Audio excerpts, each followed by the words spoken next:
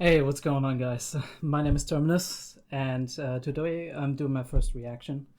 I'll probably record this like 1,000 times or something because every time I start up, I keep messing up something and kind of sound weird or whatever. But you know how it is. It's always difficult to start with something new.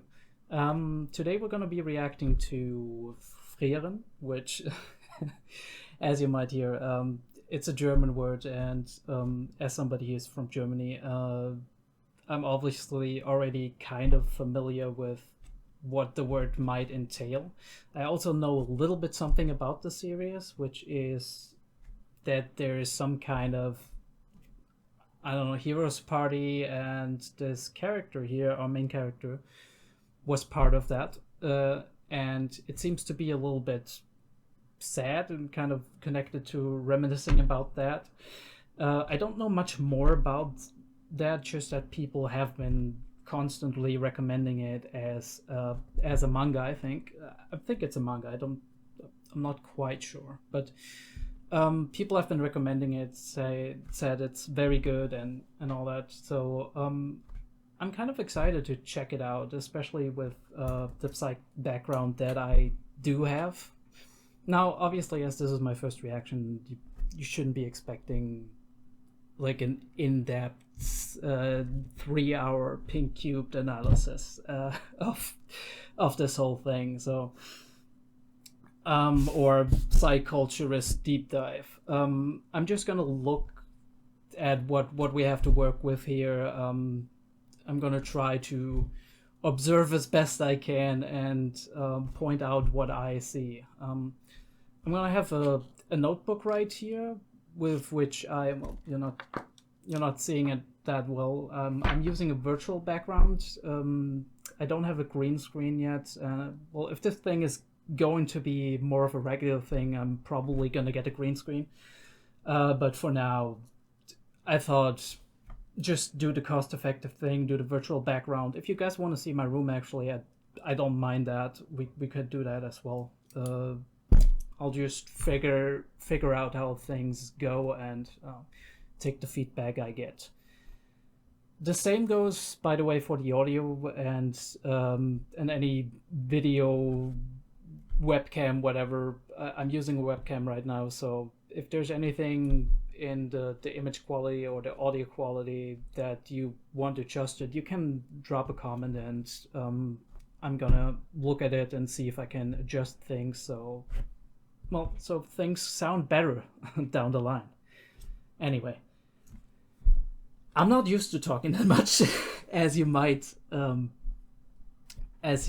be able to tell, but we're gonna get used to it. So I have my notebook. I would say we're just gonna start right in. I know the intro, the OPs by 𝐲𝐬𝐫, which also did Idol for Oshi no Ko, which I liked very much. There has apparently been some mixed reviews on that one because people were like, I don't know if it fits the tone of the show, but well, we're gonna see if it does, right? So without further ado, I'd say we just get into it.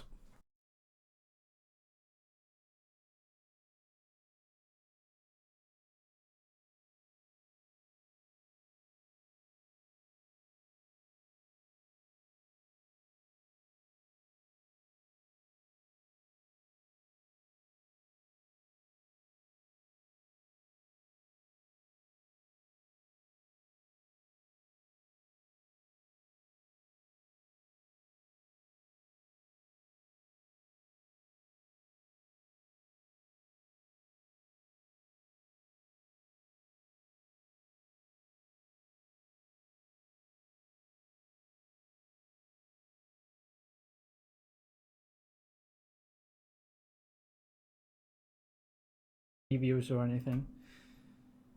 So that was let me adjust that for a second.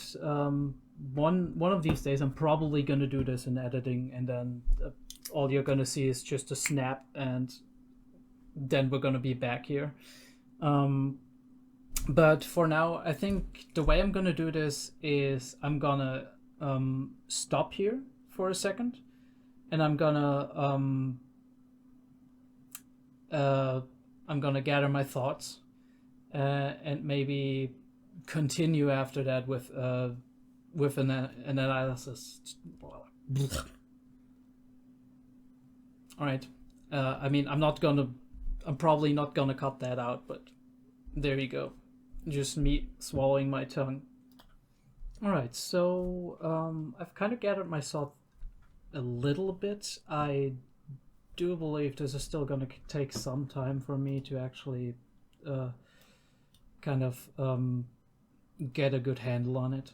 I think we're gonna look through the episode piece by piece a little bit. We're gonna scroll through and just look at what we can work with.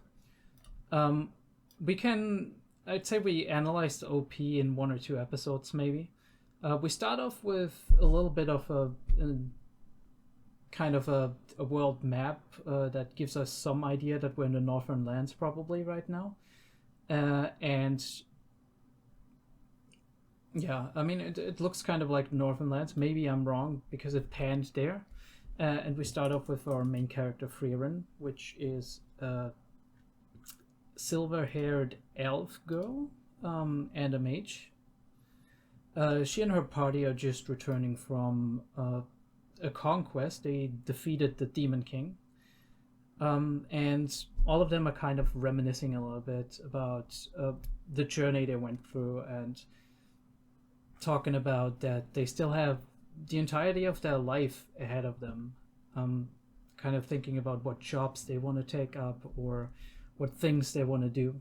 Just a very interesting thing, because after you've done adventuring, even let's say we relate this to real life, even if after you've done kind of finding out who you are and what you want to do. Some people after school, they go on a little traveling tour. They do work and travel or whatever. They go to another country, or they try something, some job or something for a year or two. At least, let's say people in industrial countries, other people might not have the luxury to do so, but I assume the hero party would be in the same kind of general category as those people, where they do have the money and the luxury to do something. Although I saw when they celebrated that they mentioned the king didn't give them anything when they journeyed out, and even then they just mentioned that the food for that celebration night was free. So I don't know if they actually earned a lot of money doing adventuring, or if they were just poor as broke adventurers like it is in some fantasy settings, right? Wait, let me actually put the camera over here again, just to make sure we're looks a little bit better. I really like some of these shots. This one, for example, like going through this arc, kind of reminds me like of the Arc de Triomphe or something like that. It's a very impressive building, of course, and as you go through and you make the journey, the city opens up in front of you and all the people around you, celebrating your return because you defeated the big villain. I love this shot with the doves landing on the arc, and having like the bird's eye view on the celebrations going on. You see the real scope of what is happening here. We have our different characters here. Our hero Himmel, I don't know what kind of class technically he would be. I think he might be some kind of here we have, actually I should maybe look at the screen and acknowledge what is happening in the subtitles, but you know, multitasking. Eisen, our dwarf, is actually a warrior, which I assumed, kind of warrior fighter type. and we have Haida the priest, which was very, very well communicated. And wait, we did have Himmel before this, so let us see what... The hero. Well, I mean, hero could mean anything, right? But he seems to be like the central figure in all of this. He could be kind of like a paladin type. He has a sword, so he seems very capable as a fighter. We have your typical fantasy hero party, and they just defeated the Demon King. I'm not sure what kind of painting this is. I mean, feels like some form of folklore, but can't really make that out properly over here. Maybe let me just actually gonna I still need to figure out how to actually do this, because in OBS it's a little bit of a small window, so maybe I should just let VLC run in parallel. It's just a little bit difficult to see. So what we can see here is a woman kind of looks like a goddess figure with angel wings behind her, against the night sky, and she's kind of framed through these trees left and right, which well, I guess suggests the fields and the woods. And we have the birds flying above. It definitely looks like some kind of mythological painting. I wonder if something like this comes up again. Also, a very interesting choice of shot over here. It looks almost out of place, I would say. But, you know, it says chapter 5, so... I wonder if this kind of a meta thing, or if it's actually just magic producing this kind of image. We see Frieren making her way through the crowd, and I think like it's really well portrayed with the movement that she is having, how like how much of a foreign object she kind of is. I mean, obviously you have the kids playing, and kids are always like chaotic, and the adults kind of swerve around and try to find their way through that, and pay attention that they don't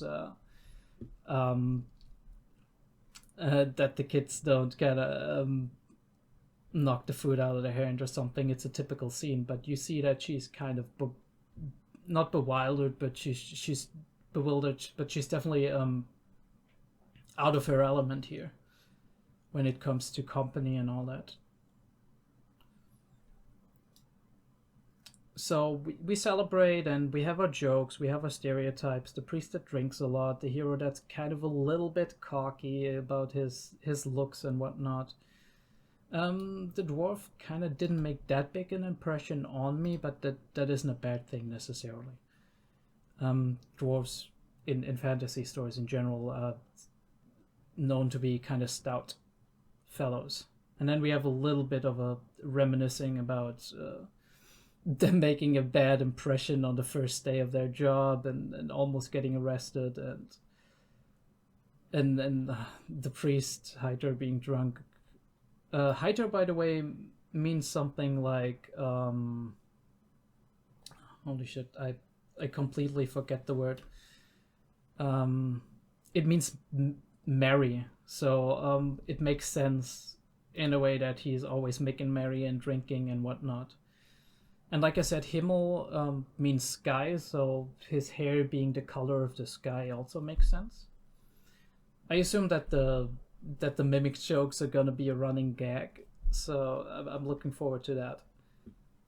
Dwarf being 𝐈𝐦𝐩𝐿 means iron, so and dwarves kind of being stone and iron related in fantasy stories, always being good smiths and whatever. Also very, very by the book, but not in a bad way.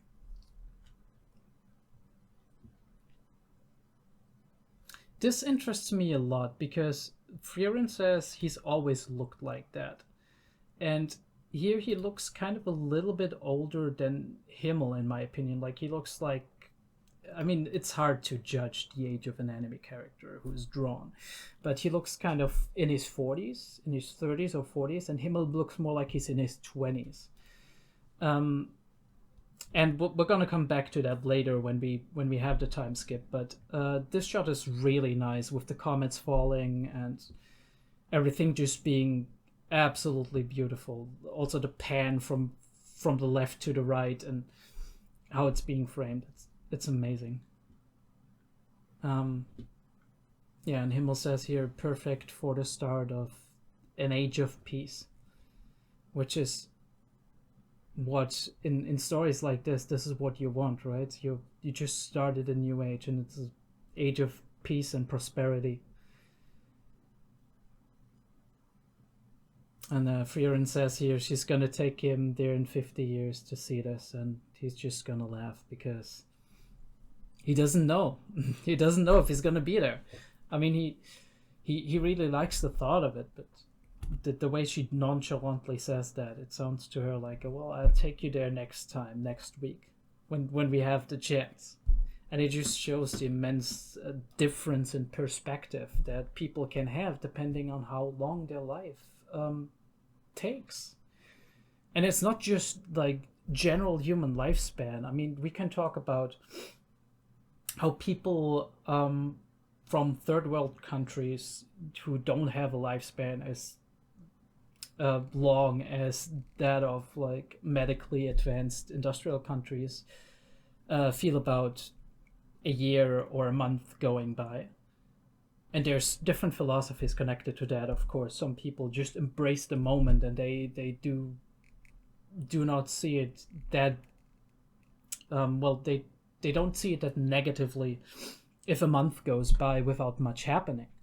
Especially in our day and age, a lot of us can't even sit still can't even sit still half an hour without something having to be done, right? And then we're bored and we're trying to watch a video or do something else. And some people have a different inner clock. They have peace and quiet on their mind. There are people who will wake up in the morning without an alarm clock. They go take care of the fields, grow their crops, and then once they're done with their work for the day, they just settle down and enjoy the rest of the day. And sometimes there's a day where you do nothing, right? It's raining like hell and you can't do a lot.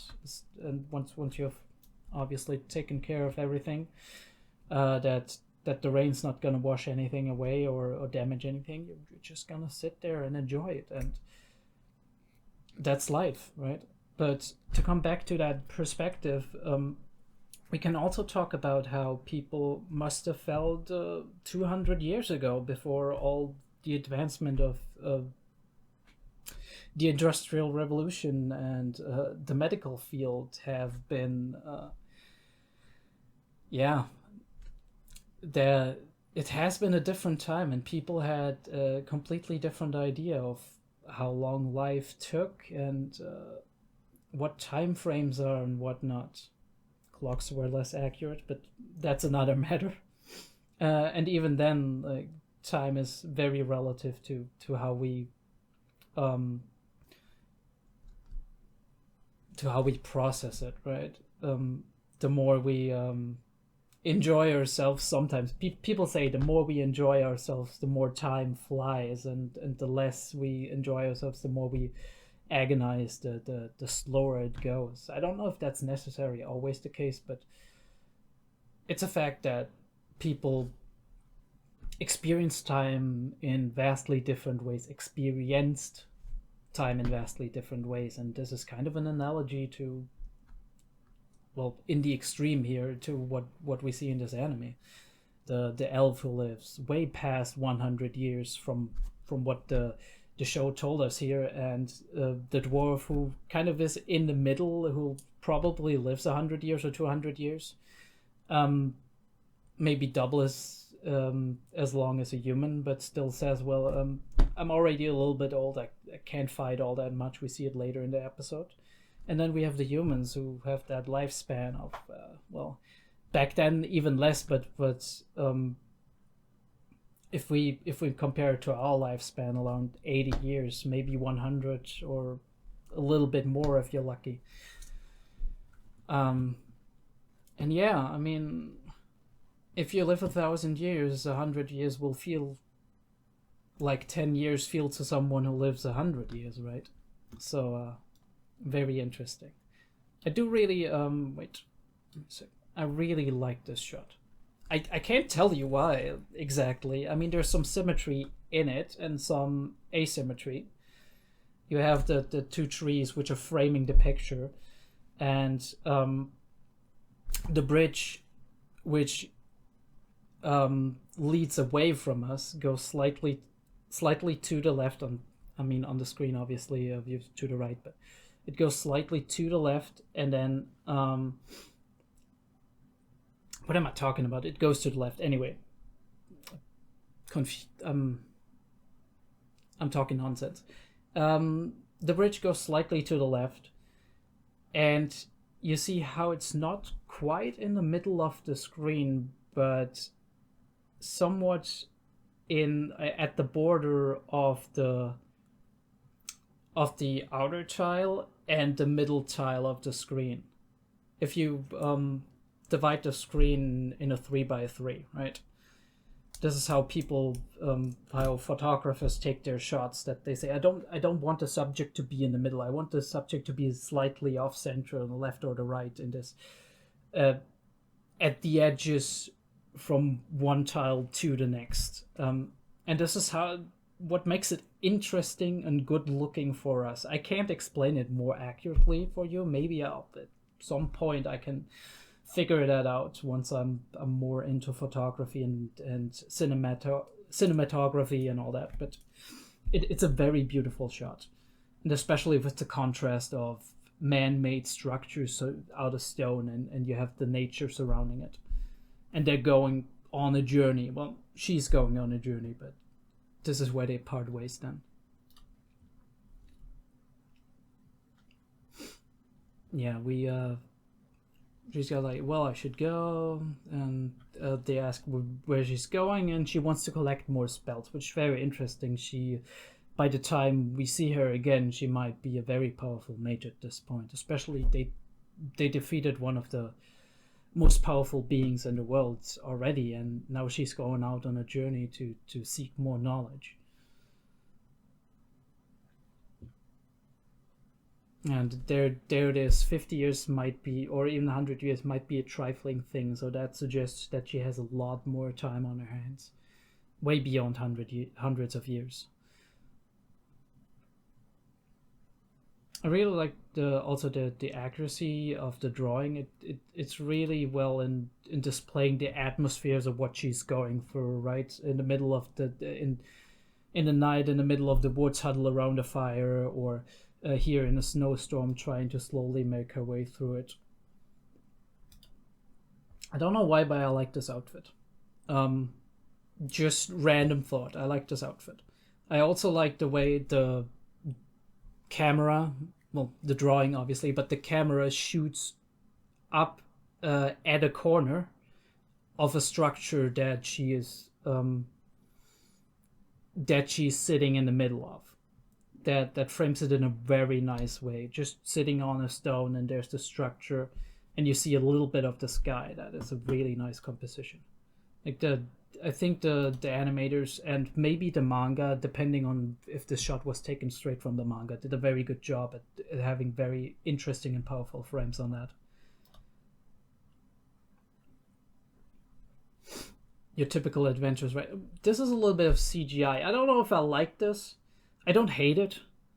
I mean, CGI at this point is but done well enough for me to not mind if it's being included. I don't know if I like it. The atmosphere of it is nice, but I always prefer drawings. Most of the time, unless it's like some really well done action sequence on CGI.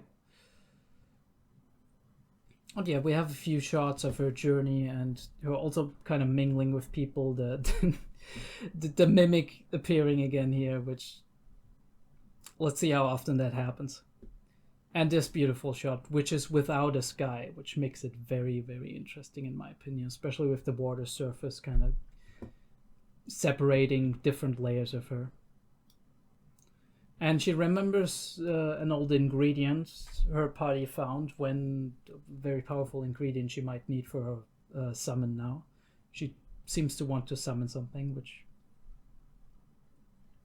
I'm very interested if it comes up later, if it was just there to give her a reason to return to Himmel here. Which at first I thought it was the dwarf. I was like, okay, it's been quite a long while. It seems like maybe it was the dwarf who got this old, because it looked kind of a little bit in terms of height. It also looked like the dwarf. But oh yeah, by the way, random thought again, but I mentioned it in the episode. This is an amazing shot as well. The way you're on the bottom layer and you look up to the middle layer kind of, and then it goes yet another layer through that arc that connects the two houses, and you see beyond that, like there's a world beyond that. This makes an environment seem very rich, if the character being placed right in the middle here, and we as the audience, we look from down below up to the character, but where the character is not where the scene ends. It creates an immense amount of depth, especially if you add the complex structures that are here as well. So, shot that I really like, and once again I can't explain it all that well, but I think some of you might get what I mean.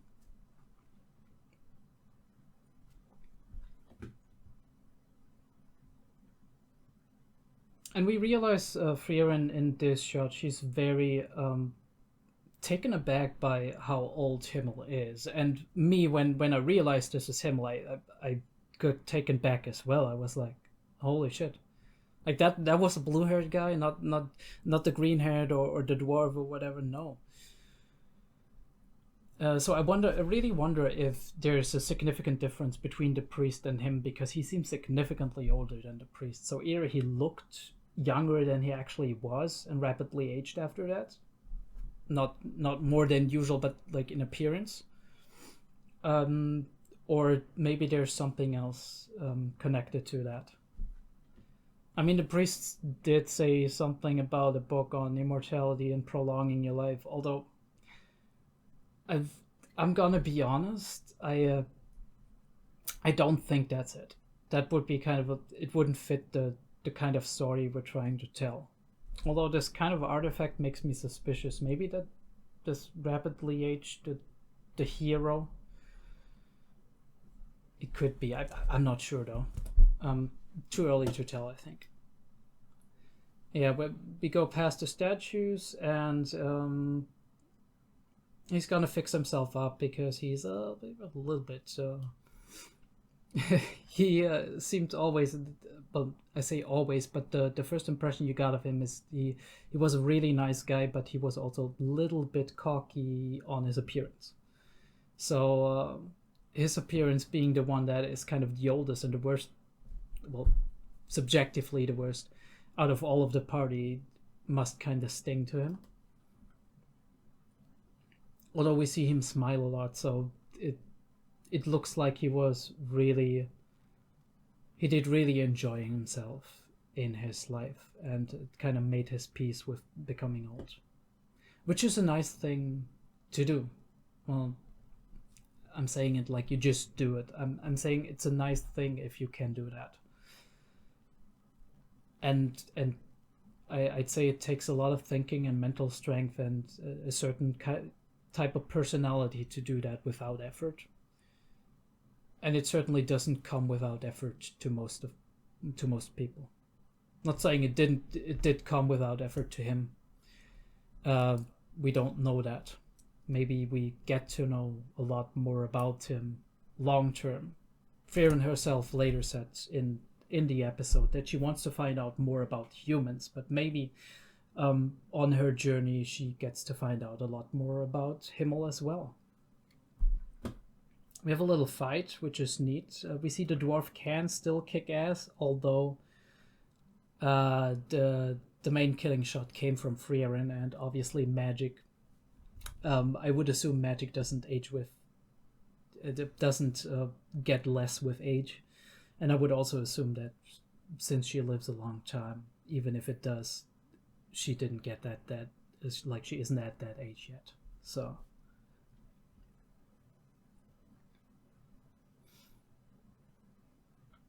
And there's another beautiful scene. Like, this scene really got me because themes like this get me very often.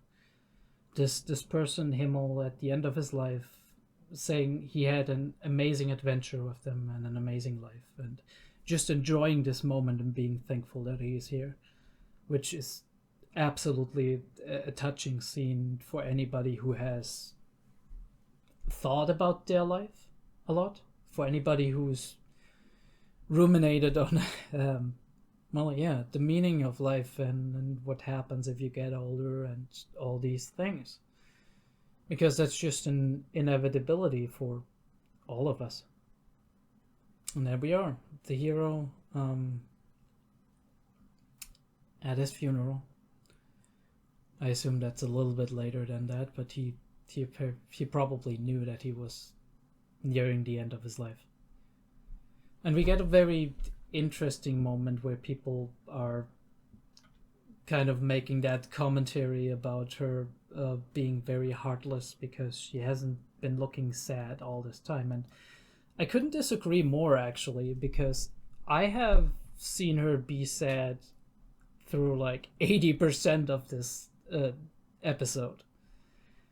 I mean, she's not visibly sad, as in frowning very badly and being like... But not everybody expresses themselves that way. That doesn't mean that they don't feel sadness deep inside, or that they don't process it, I'd say. Like, everybody processes it differently and at a different speed as well. So for some people, it just takes some time to get to the point where they're like, shit, I'm feeling bad about this. I'm mourning my friend, right? This is not a thing that just comes to everyone the same way. And I mean, there are even people who are making morbid, dark humor jokes about death, and that doesn't necessarily mean they take it without any issues. It doesn't mean it doesn't touch them or concern them, or it doesn't keep them awake at night. It just means that they have a different way of dealing with these feelings inside of them, and also a different way of understanding and interpreting them. We shouldn't look down upon people just because they don't have the emotional response that we expect them to have. Very interesting thing I haven't mentioned yet is that there seems to be kind of a theme in Japanese culture with people lying on flowers when they're being buried or at their funeral. It's very interesting. I haven't looked into that, but I've seen it in many anime so far, so there must be something about it. And then we have like this touching moment with Frieren where it really hits home, where she says, well, I haven't known him that well. It was just 10 years that we were together, but I wish I had known more about them, right? I didn't realize that human lives were this short. Well, you knew it, but you didn't realize it, and you didn't realize what it meant to you, or what it would mean to you if you had more time with that person. Had spent more time with that person. The interesting thing is that after this, they part ways again, and obviously everybody has their own lives. This happens often. You have friends in school, and at some point your journey is gonna lead you somewhere else, right? we all have dreams. One goes there, the other goes there. You have maybe somebody has responsibilities elsewhere, and another person, wants to achieve something, and then you go your separate ways, and you don't keep up contact for whatever reason. You're stressed. You have a lot to do. Whatever. You lose your numbers, your addresses, and then, well, how do you contact them? Especially the longer the time goes on. What, do you just show up and say, hey, how are you doing? And even then, you don't necessarily always know where people are in life. And I mean, it's sad on the one hand, but also it's life. That's just what happens. You part ways with people, you meet other people, you make connections, and maybe you stay together, or maybe you go your separate ways again at some point. Obviously, that doesn't mean you shouldn't keep contact with people. I think it's very important to keep in touch. It's very important for your mentality as well. And here she makes the offer. She wants the dwarf to come along with her. She wants 𝐈𝐦𝐩 to come along. And he says, well, I don't know. I'm not that capable of a fighter anymore. And that might be true, but we saw earlier he's still somewhat capable. So on the one hand, there's probably that thought of, I would be endangering her because she would need to protect me. Or maybe we would go to areas where I can't be her meat shield, can't help her fight in melee while she prepares the spells. But at the same time, I feel like it's an excuse for him. He settled down, he found where he wants to spend the rest of his life, or maybe he doesn't have that desire for adventure anymore. He has that desire to live out his life in another way. He settled down, which is all right, but I feel like the way he says that, it's kind of just to kind of tide her over, to not be too hard on her, because if he'd just say, I don't want to go adventuring, maybe she'd take it the wrong way.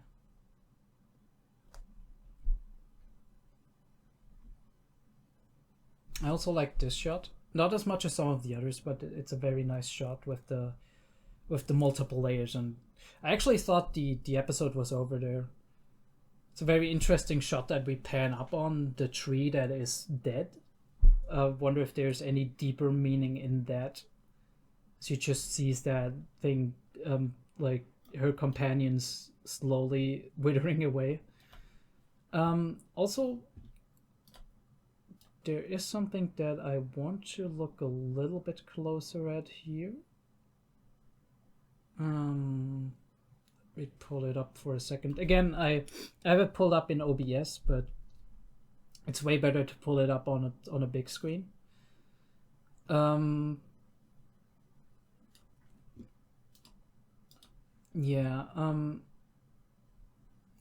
years after the death of 𝐏𝐢𝐏 the hero on the outskirts of the holy city of 𝔸𝕓. Another German word. 𝔸𝕓 means it's hard to tell. 𝔸𝕓 means, technically I would say beam, like a beam of light. Though you wouldn't say it like that, it would be a bigger word. Like a longer word. Yeah, I mean, in the central lands. So we're not in the northern lands at this point, we're in the central lands. And this is where she visits her friend, the priest again, I think. Yeah. And we have the first look at Sakura. I'm just kidding. Wrong universe. It's kind of canny, the resemblance though to the Fate character. I think her name was Sakura. I'm not sure anymore. Heaven's Feel.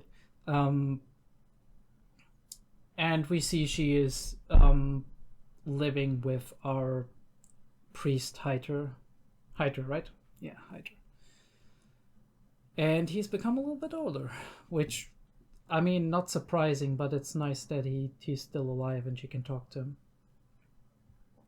And he explains that she took her in, she was an orphan, and he would like Frieren to take her in as an apprentice and take her on a journey with her, to which she declines because she doesn't want to. Well, she says that a lot of mages' apprentices die on their journeys, and she doesn't want to be responsible for the girl's death, which, well, I don't know if it's the real reason.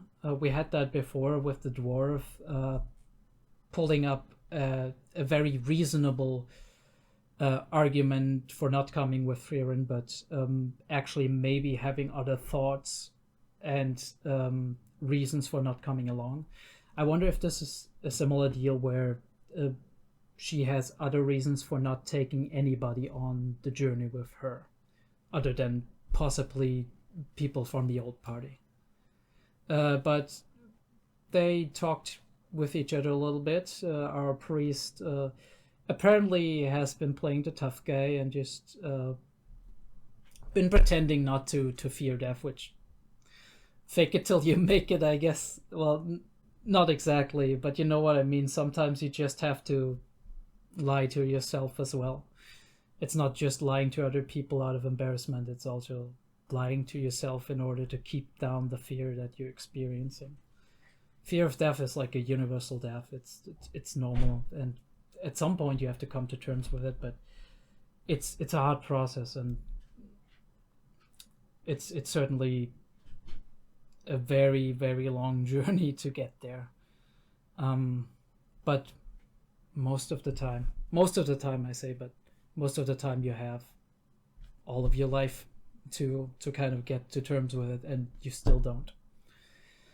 And our priest is found a grimoire that deals with resurrection and immortality, so bringing back your dead loved ones and staying alive forever, like the eternal human quest. I wanna live forever. I think there was like a song in the 70s about this, Forever Young. Alpha Will? I think the band was called Alpha Will. I'm not quite sure. Not that well versed in music lore. And a lot of TV shows and movies and whatnot, Highlander, whatever. So immortality is a concept that has fascinated humans for thousands of years. And obviously we've found ways to get closer to it by being healthier, by having medicine, by prolonging our life.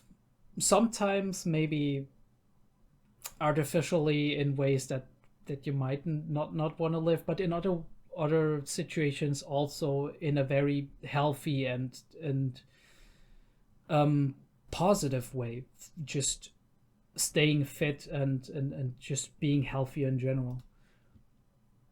And he wants Frieren to look into it, and she's kind of suspicious because obviously what we said before, he told her that he's not afraid of dying and he has his faith and whatnot, but he admits here, and it takes a very, I'd say it takes a very honest, well, maybe not honest, but it takes a very grand person to admit that they're afraid of something.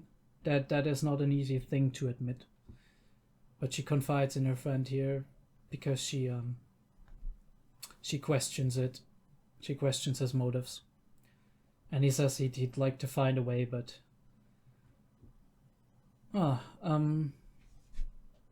he'd like to have a bit more time. And maybe him wanting to have a bit more time has also to do with the kid.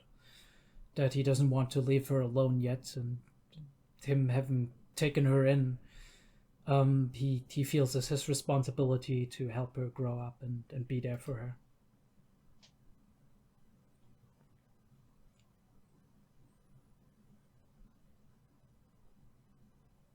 Besides, the holy text tells us to live healthy lives. A long life is the ultimate expression of that. Well, I mean, it depends. Yeah, and he wants her to teach Fern magic, which maybe that was his actual motive, and he knew she would reject taking Frieren with her on an apprenticeship, and his kind of trick to get around it is, hey, can you figure out this book for me and teach her magic in the meantime, because obviously it's not gonna take up all of your time. Yeah, I mean, this is gonna be a very interesting relationship that we're setting up here. A young child that is apparently very gifted in hiding her magic ability, so she has, as Frieren says, good control over the magic she does possess. But she still needs somebody to teach her how to do it properly, as with every skill. You can't just look in a book and learn the theory. It's not always enough to do that. So we have our goal for the moment: figure out this grimoire and teach the girl some magic. And I wonder how the relationship of the two of them develops and what kind of lessons Frieren learns on this, well, not physical journey, but at least metaphorical journey that we're going